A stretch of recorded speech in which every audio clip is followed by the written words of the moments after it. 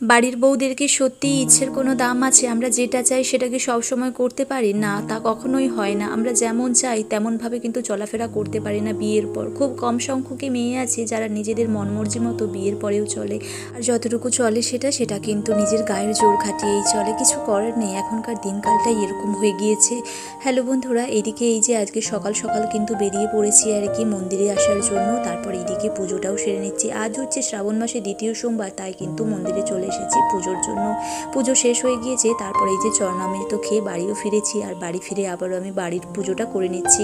বাড়ি থেকে পুজোটা করে যায়নি, এমনি নিত্যদিনের পুজোটা সেরে ফেললেও কিন্তু এই যে আমার ভোলেনাথকে কিন্তু স্নান করানো হয়েছিল না, পুজো করা হচ্ছিল না।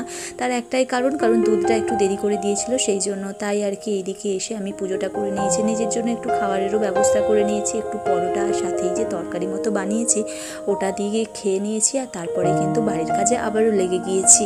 আগের দিন তো ডাইনিং টেবিলের কভার, সাথে সোফার কভার সব কিছু আর কি পর্দা টর্দা কাচা ধোয়া করে দিয়েছিলাম, সেগুলো কিন্তু একে একে এই যে আজকে বিছিয়ে নিচ্ছি আর কি।